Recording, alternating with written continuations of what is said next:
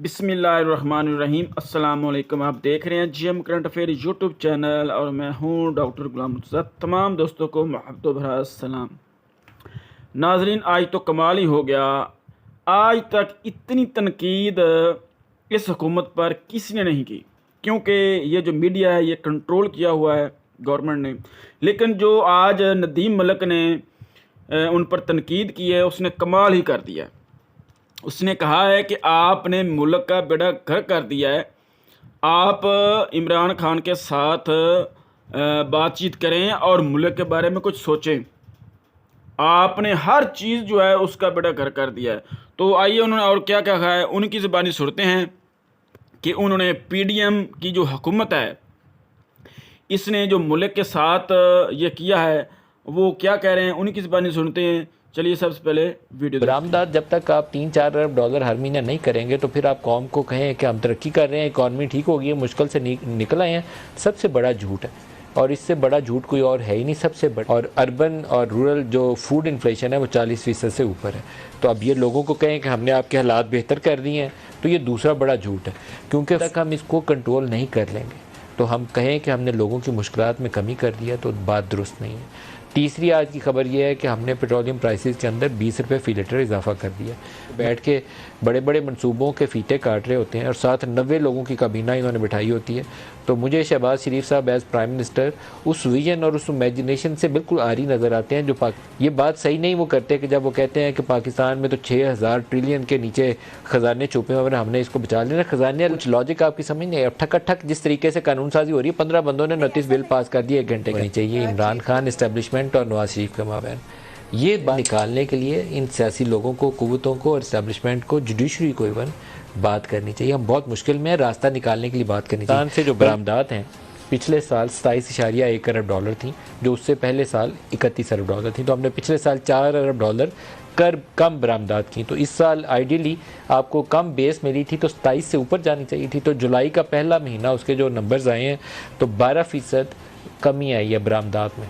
पहले ही महीने में 12% कमी आई है। जो पाकिस्तान से एक्सपोर्ट्स हैं वो 2 अरब डॉलर से ज़ायद हैं और जो इंपोर्ट्स हैं वो 3.6 बिलियन डॉलर्स हैं। तो बरामदात जब तक आप 3-4 अरब डॉलर हर महीने नहीं करेंगे तो फिर आप कौम को कहें कि हम तरक्की कर रहे हैं, इकॉनमी ठीक हो गई है, मुश्किल से निकल आए हैं, सबसे बड़ा झूठ है। और इससे बड़ा झूठ कोई और है ही नहीं। सबसे बड़ी हमारी जो क्राइसिस की वजूहत हैं उसकी बुनियाद ये है कि पाकिस्तान बरामदात की मद में हर महीने कम से कम 4 अरब डॉलर कमाएगा तो हम बचते हैं। अगर 4 अरब डॉलर की बजाय हम 2 अरब डॉलर कमाएंगे जैसे हमने जुलाई में कमाया है तो फिर हम पाकिस्तान को डुबो रहे हैं। ये पहला सच है पाकिस्तान के साथ। दूसरा नंबर, आज इन्फ्लेशन का अफराते ज़र का डेटा है। अफराते ज़र ज़ाहिर करता है कि 28.3% अफराते ज़र का नंबर है जुलाई के महीने में। और अर्बन और रूरल जो फूड इन्फ्लेशन है वो 40% से ऊपर है। तो अब ये लोगों को कहें कि हमने आपके हालात बेहतर कर दिए हैं, तो ये दूसरा बड़ा झूठ है, क्योंकि फ़ूड की कीमतें जो हैं, एक आम जो सारफ है पाकिस्तानी, जो लोअर मिडिल क्लास फैमिली है जिसका कमाई का बड़ा हिस्सा उसके फूड के ऊपर सर्फ होता है या उसका दूसरा फिर हिस्सा उसकी तालीम या उसके इलाज के ऊपर सर्फ होता है। फूड बहरहाल एक गरीब आदमी के जो किचन आइटम का खर्चा है उसकी कमाई का बड़ा हिस्सा उसकी रोटी और हांडी पकाने के ऊपर खर्च होता है, उसमें 40% तक अभी भी इजाफा है। जब तक हम इसको कंट्रोल नहीं कर लेंगे तो हम कहें कि हमने लोगों की मुश्किलात में कमी कर दिया, तो बात दुरुस्त नहीं है। तीसरी आज की खबर यह है कि हमने पेट्रोलियम प्राइसेस के अंदर 20 रुपये फ़ी लीटर इजाफा कर दिया। मैं इस मामले के ऊपर इकॉनमी सारी उम्र कवर करता रहा हूँ तो मैं थोड़ी सी फैक्चुअल पोजीशन सामने रखूँगा। इंटरनेशनल मार्केट में इस वक्त जो फ्यूल प्राइसेस हैं वो 85 डॉलर पे आ गई हैं। ये 80 डॉलर से नीचे चली गई थी, 75-76 डॉलर के दायमाएँ घूम रही थी। अब आपके पास ऑप्शंस क्या है? ऑप्शन ये है कि आप इसको बजट के ऊपर ले लें। तो पिछले साल हमने 7-8 हज़ार अरब का खसारा जो था उसको डेट की शक्ल में इजाफा किया है। 60,000 अरब हमने पाकिस्तान का मजमूई कर्जा कर दिया। और एक ऑप्शन यह है कि लोगों को पास ऑन कर दें। पास ऑन तो करना है आपने इसलिए कि आपने IMF के साथ ये डील की हुई है। तो आपको कुछ हालात ऐसे पैदा करने पड़ेंगे कि लोगों को अदर एरिया से रिलीफ दे दें। आप जितना फ्यूल प्राइस बढ़ाएंगे, जितना आपकी बिजली की कीमत, गैस की कीमत बढ़ेगी, जितना ट्रांसपोर्टेशन कॉस्ट ऊपर जाएगी, जितना सब्जियां दालें महंगी होंगी, उतना इन्फ्लेशन ऊपर जाएगा। और फिर आप कहेंगे हमने अब पॉलिसी रेट बढ़ाना है। तो एक ऐसा विशियस साइकिल है, एक विशियस साइकिल है जिसे आप बाहर ही नहीं निकल रहे। ये पिछले 2-3 सालों में ना हमारी इतनी पिटाई हो गई है लोगों की कि अब तो उसमें ज़िंदा रहने की भी सकत नहीं रह गई।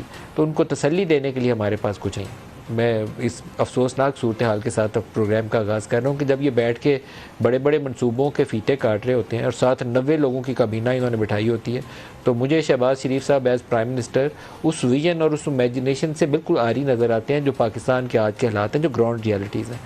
ये बात सही नहीं वो करते कि जब वो कहते हैं कि पाकिस्तान में तो 6000 ट्रिलियन के नीचे ख़जाने छुपे हुए हैं, हमने इसको बचा लेना। ख़जाने अल्लाह ने अता किए हुए हैं, लेकिन इन ख़जानों का इस्तेमाल करने का हुनर भी तो हमारे पास होना चाहिए। अगर उस हुनर के बगैर, हमने हाल ये देखा है कि 3-4 रोज़ पहले एक एरियाज़ पे प्रोग्राम करके बताया गया कि वहाँ पे एक्सट्रैक्शन करके हम ज़ेर ज़मीन खुदाई कर रहे हैं, वहाँ से कुछ मिनरल्स निकलेंगे। 3 महीने की आमदन बताई उन्होंने कि 3 महीने हमने एक्सट्रैक्ट करके, तो जो कंसनट्रेट था वो चाइना भेजा है $37 मिलियन का। अगर हम यहाँ प्रोसेस कर सकते तो हो सकता है जो हम मेटल्स वगैरह उससे निकालते हैं, जैसे रेकोडिक का मामला है, तो हम 500 मिलियन से हज़ार मिलियन डॉलर, मतलब $1 अरब सालाना तक उससे कमा सकते हैं रेकोडिक से। 10-11 साल से हम अदालतों के चक्कर काट रहे हैं और हमारे ख़िलाफ़ इंटरनेशनल कोर्ट से वर्डिक्ट भी आ गया, ना खाया ना पिया, कुछ भी नहीं किया, जेब से पैसे जा रहे थे। इसी तरीके से आपकी कोल की रिजर्व बड़ी मुश्किल से चाइना ने एक प्रोजेक्ट लगाया, हम अपनी टेक्नोलॉजी डेवलप करके पावर सेक्टर वहाँ से इस्तेमाल कर सकते थे, नहीं किया हमने। कारके का प्रोजेक्ट है, फकी लगा लिया हमने पाकिस्तान को। स्टील मिल की प्राइवेटाइजेशन होने लगी थी, नहीं जी स्ट्रेटेजिक एसेट है हमारा, तो बड़ा लूट के ले जाएगा हमसे। 400-500 अरब जेब से हमने डाल दिया। PIA वाइट एलिफेंट हम पाल रहे हैं, यूरोप में उसकी फ़्लाइट भी ऑपरेट नहीं होती, और हम कहते हैं नहीं जी ये तो इसके बगैर तो पाकिस्तान का जो दिफा है उसको ख़तरात लाक हो जाएंगे अगर हमने इसको प्राइवेटाइज़ कर दिया। कुछ बैठ के पाकिस्तान के मसाइल का जो फैक्ट्स हैं ना उसको अदराक करिए और इसका हल के लिए एक रोड मैप के ऊपर इत्तेफाक राय पैदा करिए, और ये सारी सियासी कुव्वतों को करना पड़ेगा ना। हुकूमत जाने में 7-8 रोज़ बाकी रह गए हैं और आप हसास नौयत की कानून साजी जो है वो फटाफट ठप्पे लगा के ना कौमी असम्बली से निकाल रहे हैं, जिसमें आर्मी एक्ट जैसा कानून है, इंतहाई अहमियत का हामिल कानून है, उसको आपने पास किया। ऑफिशियल सीक्रेट एक्ट को आपने पास किया। इवन एक वो इंतहा पसंदी के खिलाफ बिल था, वो सेनेट के अंदर कुछ सेनेटर्स ने हिम्मत करके सवाल उठा लिया, नहीं तो वो एक और स्टेप आप आगे चले गए थे। ये मुझे कुछ लॉजिक आपकी समझ नहीं है। ठक जिस तरीके से कानून साजी हो रही है, 15 बंदों ने 29 बिल पास कर दिए 1 घंटे के अंदर। नहीं, अब बातचीत होनी चाहिए इमरान खान इस्टेब्लिशमेंट और नवाज शरीफ के माबैन। ये बात सही है, आज फवाद चौधरी ने बयान दिया, ये बात दुरुस्त है। पाकिस्तान को मसाइल से निकालने के लिए इन सियासी लोगों को, कुव्वतों को और इस्टेब्लिशमेंट को, जुडिशरी को इवन बात करनी चाहिए। हम बहुत मुश्किल में रास्ता निकालने के लिए बात करनी चाहिए। बल्कि इंतखाबात के ऊपर, हर सियासी के ऊपर आप इलेक्शन में जाने की कोशिश करें तो एक बहुत बड़ा क्राइसिस है हमारे सामने। बलूचिस्तान की आबादी 2 गुना हो गई है, 1 करोड़ से 2 करोड़ हो गई है। पंजाब की आबादी 7 परसेंटेज पॉइंट कम हो गई है, 57-58% से कम करके 50% पे ले आए हैं।